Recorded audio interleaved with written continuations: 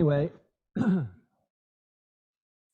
speaking of grounding or not being grounded, on Friday night, just before turning in at the end of a very long day of work at home that began at 9 o'clock with a meeting with a prospective mover and continued with a host of various activities involved in getting our house ready to put on the market, including getting up on the roof and sweeping all the redwood needles off and boxing things up in the garage and pruning the kiwi vines and the rose bushes in the backyard.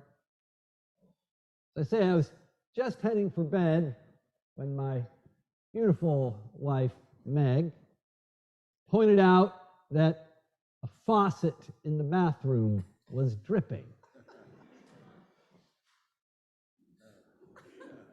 And somehow adding that to the to-do list at 10 o'clock at night sent a shot of adrenaline through my system.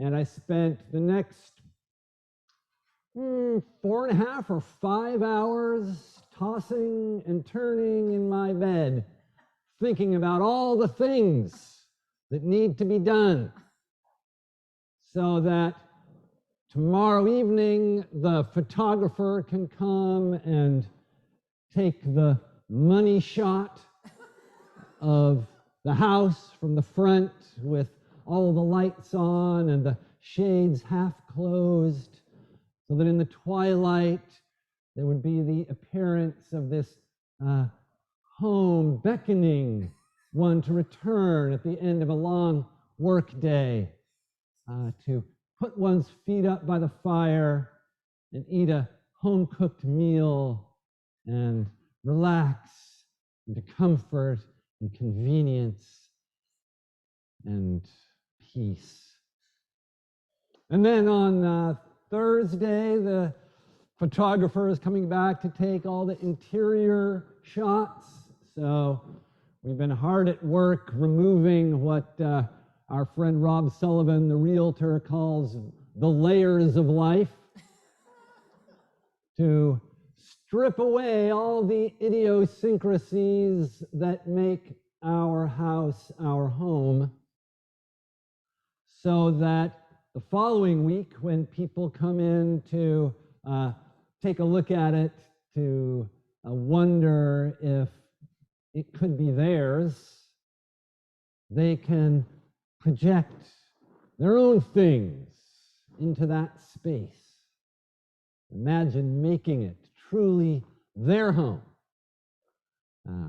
turning this empty vessel into something familiar and warm, something that they truly possess. Anyway, speaking of being possessed, there I was, tossing and turning in my bed on Friday night and then Saturday morning. And every once in a while, I would break into this, just kind of cycle that I was repeating of all the things that need to be done, by reminding myself, Daniel, you're supposed to be a man of God. You're supposed to have faith. It's all going to be okay. That God is guiding and protecting you and your family, and none of this stuff really matters that much anyway, because God is in heaven and on earth. You can trust that. And it really doesn't matter if it's all perfect. It really doesn't matter if you succeed in projecting the illusion of perfection to prospective home buyers, coming to look at our dumpy little 1,100 square foot, 50-year-old suburban, tract home on the east side of Petaluma. No one's going to think it's perfect anyway. They're going to, count up the cost and what they have and what else is on the market, and they'll make a pragmatic decision based on what seems like best to them. But it's so hard to let go. Once you activate that unclean spirit of desire for perfection, desire to somehow create a material object that's going to be so enticing to people that somehow they're going to want to buy it, and they're going to feel good about paying twice as much for this piece of property as you did 13 years ago. That property values have risen, and because I have gotten it just so, people will somehow overlook the fact that they are competing with others in this highly competitive real estate market and taking on a mountain of debt.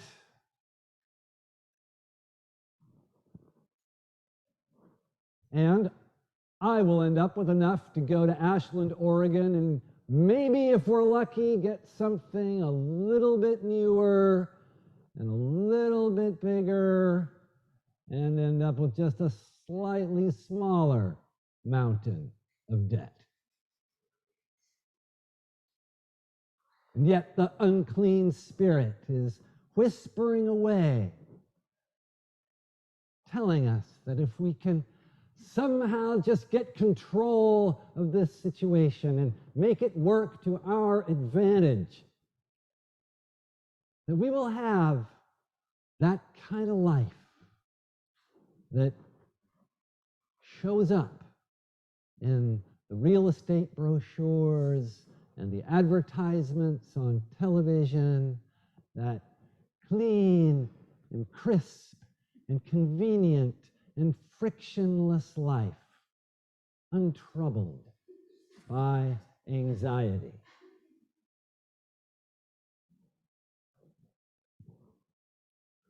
When Jesus comes back from the Jordan, from his baptism by John, and his time in the wilderness with the wild animals and the angels, and he's called some fishermen from the shore of the Lake of Galilee to follow him.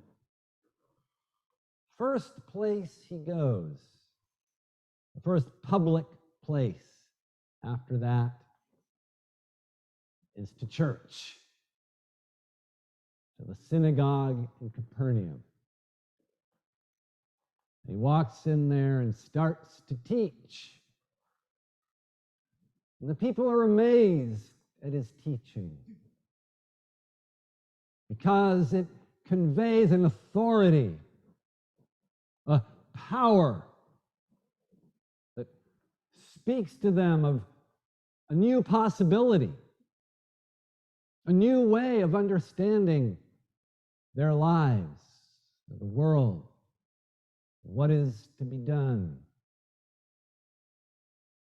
And it's kind of odd that in the Gospel of Mark, we don't hear a whole lot about what Jesus' teaching was. What did he say that Saturday morning in Capernaum? Wouldn't it be nice to know?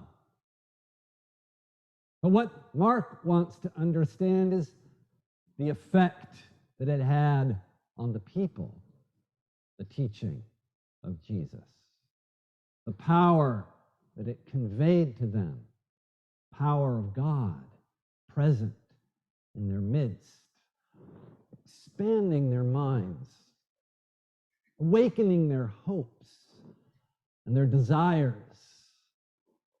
for something beyond what seems like it could be perfect if we could just get it under control and maintain it just the way we think it's supposed to be. But there's one person there, because there's always has to be one in any group. If someone new walks in and starts talking about how things could be different, there always has to be someone who points out that this person is a threat.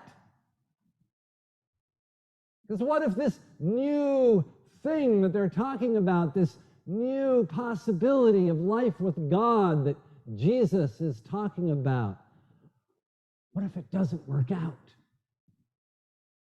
What if he really doesn't know? What if he's an imposter? Or what if he's a wolf in sheep's clothing, trying to upset the apple cart just for the sake of stirring up trouble? The unclean spirit that imagines that God is something we can keep in a box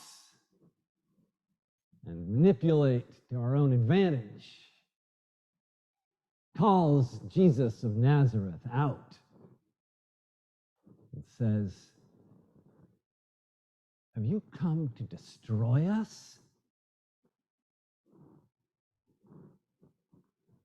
We're going into an election year, everybody. So we'll be hearing lots of people laying claim to power and authority. And one of the ways that people predictably do this is they talk about threats.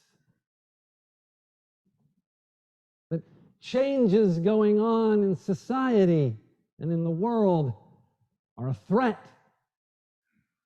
And the people who represent those changes have come to destroy us. It must be neutralized.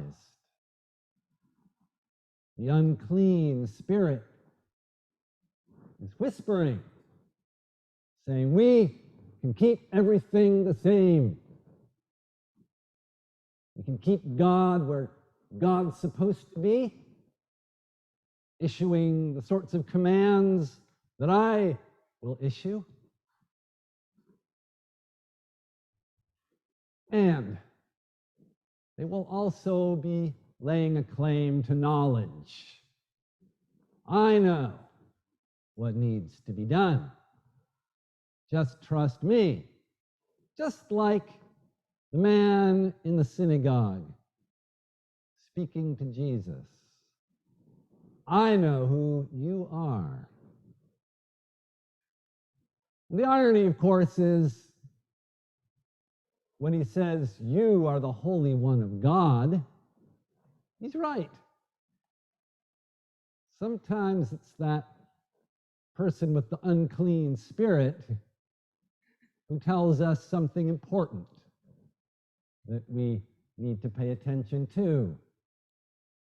We can't even rule that out as being beyond the pale of how God works. And that's where we end up in this story, strangely enough. As much as we might want to divide the world up, as much as we might want to create the illusion of having it under control, create some little sphere of perfection in our home, or in our church, or in our town. As much as we may be troubled by the different voices competing for authority and laying claim to superior knowledge, raising the alarm about threats. Well, there are real threats, and there is real knowledge. And the point is, if you really trust God, you really believe that God is the creator and the sovereign of all that is. It's all good. But even that can be a pitfall, as Paul reminds the people in the church in Corinth. So in those days, if you wanted to get together with a bunch of your friends and have a feast, which was one of the main ways that people created social belonging and cohesion in ancient Mediterranean cities. They had these clubs that would get together, or different kinds of voluntary associations. And the main way, as I say, that they, sort of sustained the cohesion of those groups was they would get together and have a feast in one of the temples in town, which also happened to be the places where they sacrificed the animals. In fact, that's where you got your meat. That's where the animals were sacrificed, who showed up in the marketplace later that day or the next day.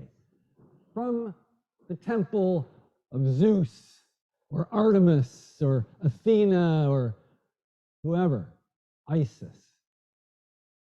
So Paul says, you know that that's a bunch of hogwash. You know that there's no real idol there in that temple. There's no God who lives in that temple. That statue there before which they're sacrificing the sheep or the goat or the cow that's going to end up on your dinner table is a big, fat nothing.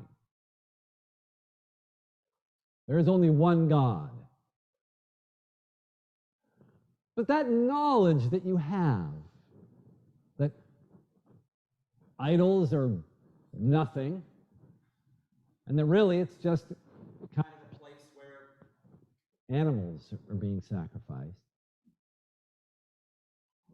Yeah, you could figure, well, so I'll just go ahead and get the meat, because it doesn't matter, it's all good. There's no reality behind the idols anyway.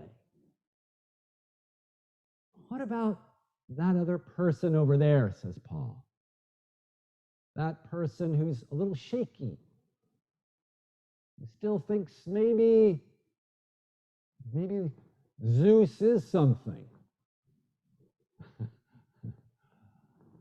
Are you going to sit down with that person and take a big forkful of meat from the temple and put it on your plate and start eating?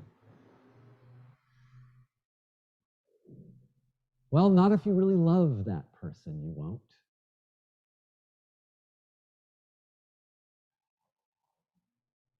So when Jesus commands the unclean spirit to come out of the man in the synagogue, one can only assume that his command over that unclean spirit is because he is coming into the synagogue in the power of an even greater spirit, the Holy Spirit of God that came down upon him in his baptism at the Jordan River. When he heard that voice from heaven saying, "You are my beloved. In you I am well pleased." And that authority that comes from love, that is anointed by love, that sees others in the same light as one's beloved of God, favored by God, can walk into the synagogue, encounter this man who's trying to take him down, trying to assert his knowledge, his power over him, and he can love that person and command that unclean spirit to come out of him. And something in that man changes. Something in that man recognizes that underneath all of that programming, all of that propaganda, all of those conditioned desires that make us imagine how our lives could be if we could just arrange them perfectly to suit ourselves and to make us desirable to others. Somewhere underneath all of that is the true spirit of that man. And when he hears the voice of Jesus telling him he is loved, out it comes. And he convulses and cries out in a loud voice, kind of an unseemly thing to do in church, at least this kind of church. But that man is free.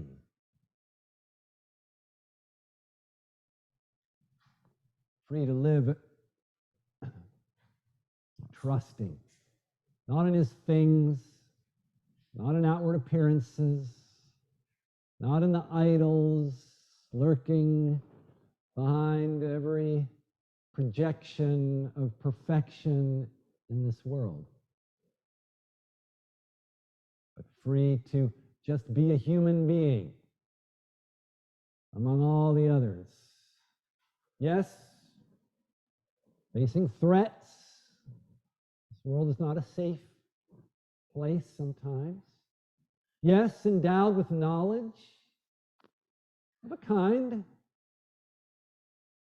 but knowledge is never complete. With a